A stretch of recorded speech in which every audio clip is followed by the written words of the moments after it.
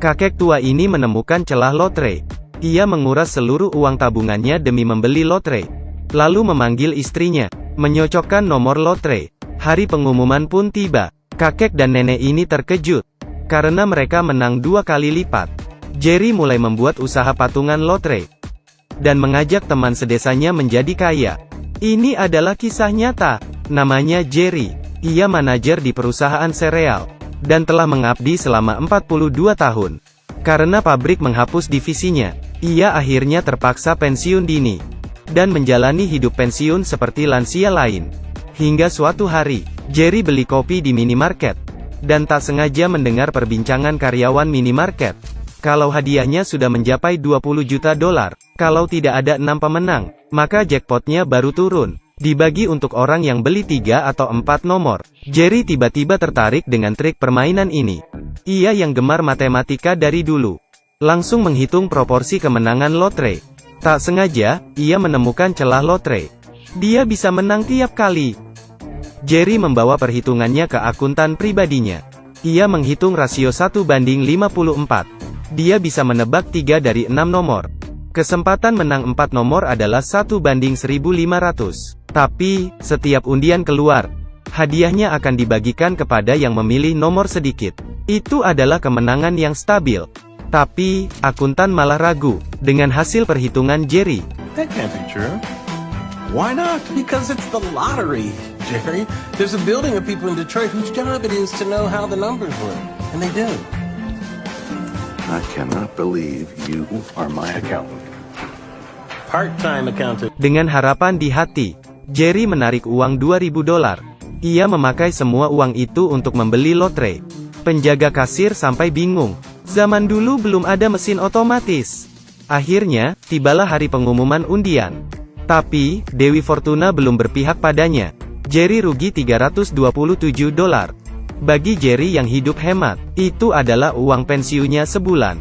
Percobaan pertama agak apes. Jerry sampai tidak konsen main kartu. Istrinya tahu Jerry gelisah. Sebelum tidur, istrinya mengajak Jerry berdiskusi. Saat mengobrol, perkataan istrinya menyadarkan Jerry. Good luck happens, same as bad. Kesialan ada karena adanya keberuntungan. Seperti koin, kalau dilempar 1000 kali, ada 50% kemungkinan hasilnya kepala. Tapi, kalau dilempar 5000 kali, persentasenya jadi 60%. Jerry harus mencoba lebih banyak, supaya menang besar. Jadi, ia menarik 8.000 dolar tabungannya, dan pergi ke minimarket, untuk memborong lotre. Pemilik toko kelelahan sampai memelototinya. Hari pengumuman pun tiba. Jerry dengan cermat menghitung kemungkinan keluar semua angka. Kali ini, ia cuan 15.000 dolar. Dengan perhitungan ciamiknya sendiri, ia memberitahukan berita gembira ini ke istrinya. Istrinya sampai terharu saking senangnya. Setelah menikah puluhan tahun, hubungan mereka terasa hambar, karena Jerry membawa banyak uang. Istrinya merasa jadi muda lagi. Mereka akan main gila-gilaan. Esoknya, mereka membawa seluruh hartanya untuk dipertaruhkan. Totalnya ada 16.000 dolar. Kasir bilang dia bisa mencetak 1.000 lembar per jam. Jerry dan istrinya menunggu seharian, dan mereka memutuskan menginap dekat sana. Lalu mulai mencocokkan nomor lotre. Tuhan terharu dengan usaha mereka. Mereka menang besar 21.043 dolar. Istrinya menatap cek dan bertanya, Do you really think we're the only ones who know? rupanya, insting wanita selalu benar. Tidak cuma mereka yang tahu celah lotre itu. Di Universitas Harvard, Ben yang jenius juga menemukan celah ini. Saat Jerry dan istrinya pulang, istrinya punya ide. Kenapa kita tak mengajak teman-teman kita? Dengan begini, potensi menang juga lebih besar, dan modal kita juga banyak. Kalau soal uang, cewek memang jago. Esoknya, Jerry menemui akuntannya, untuk membuat perusahaan pembeli lotre. Ia mengajak tetangga dan teman-temannya, untuk membeli saham perusahaan dan menjadi kaya bersama. Kalau tidak mau jadi pemegang saham, mereka juga bisa beli putus. Hasil kemenangan akan dibagi rata sesuai modal invest. Begitu mendengarnya, tetangganya langsung berinvestasi. Tak lama, mereka berhasil mengumpulkan 40.000 dolar. Dan pergi ke minimarket. Mereka menyewa tempat itu, karena mereka tahu mesin tidak mampu mencetak secepat itu. Can you stay open later? I'm afraid not. I'm undergoing some marital trauma at the moment. Oh. Well, truth be told, tonight is a drinking celebration with my buddies. Now, admittedly, we do it out there in the parking lot, but I just can't have customers in here. Well, what if we weren't customers? Mereka punya ide. Jerry mengambil logo perusahaannya dan mengajak bos minimarket gabung. Ia berkata, "Kalau kamu kaya, istrimu pasti minta baikan." Mendengar ini, bos minimarket setuju. Ia langsung mempromosikan investasi lotre Jerry kepada temannya. Mereka membeli makin banyak lotre. Istrinya sampai kelelahan mencocokkan nomor. Benar saja, esok paginya, bos minimarket menemui mereka. The lottery sends a tally of all the winnings sold by the store. Windfall tickets won $82,000. And how many windfall tickets did you sell at your store? Just yours, plus 6 more. To me, but those didn't win. We doubled it. We doubled it. We doubled it! Kita menang 2 kali lipat. Ini berarti, mereka tidak usah susah payah sendirian mencocokkan lotre. Lotre yang mereka jual makin banyak, bahkan sampai memenuhi gudang. Sementara itu, Ben si mahasiswa Harvard juga mengumpulkan teman-temannya. Investasi ini sudah pasti untung, tapi mahasiswa tidak punya banyak uang nganggur. Mintalah uang pada orang tuamu. Ben akhirnya mendapat $50.000. Saat Ben memamerkan kehebatannya, asistennya menganalisa algoritma lotre. Ternyata, ada orang lain yang menang lebih banyak dari grup mereka. Di hari ulang tahun pernikahan Jerry, Ben dan asistennya menemui mereka di toko lotre. Ben tertawa melihat 2 lansia. Ia tadinya mengira akan bertemu mafia. Ben lalu memperkenalkan diri sebagai mahasiswa Harvard dan mengajukan kerjasama supaya Ben bergabung dengan timnya. Tapi, Jerry merasa tidak ada untungnya gabung dengan mereka. Ia pun menolak Ben. Karena Jerry memimpin keluarga dan teman-teman sedesanya, ia tidak mau mereka mendapat risiko besar. Karena ditolak mentah-mentah, Ben pun membanting pintu dan pergi. Tak lama, seorang wartawan Boston juga merasa aneh dengan hasil kemenangan. Kakek pensiunan di Michigan setiap 3 minggu menang jackpot. Wartawan segera menemui bos lotre. Kenapa pria bisa menang jutaan dolar setiap bulan? Bos lotre bilang, mungkin kakek pensiunan itu beruntung. Wartawan tahu. Kenapa bos bilang begitu? I didn't say he was a retiree. Yeah, well, you know it's a lottery. People win.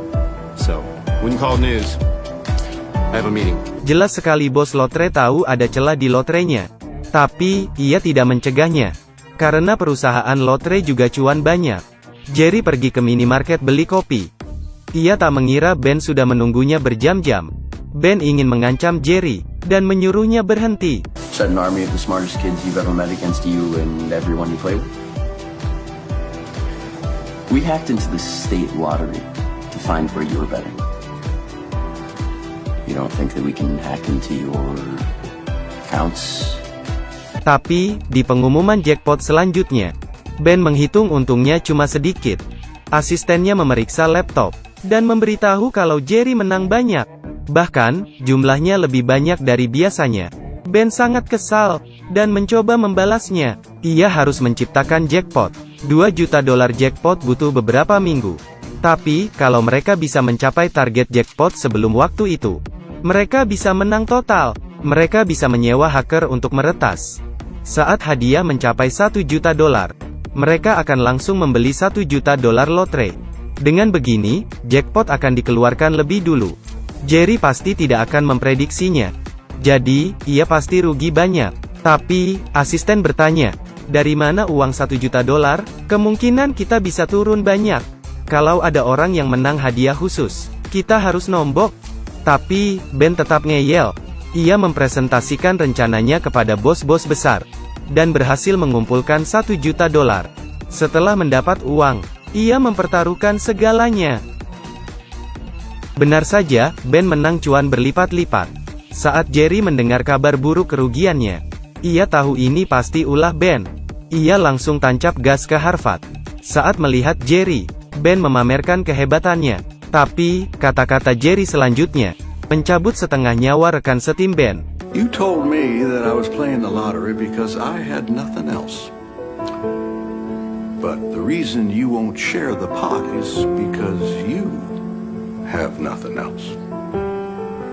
You think being the smartest guy in the room is all that matters. But it turns out it's this room that matters. All these bright young people helping you get rich. How are you helping them? Guess you haven't run the math out on that, huh? Para mahasiswa ini bekerja dengan upah kecil demi melanjutkan kuliah mereka.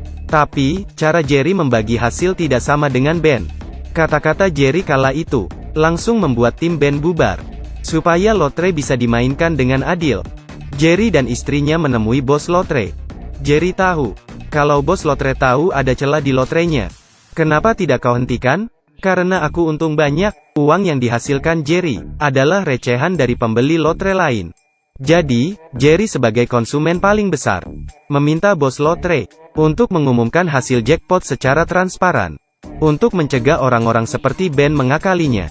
Sistem ini juga adil bagi Petru.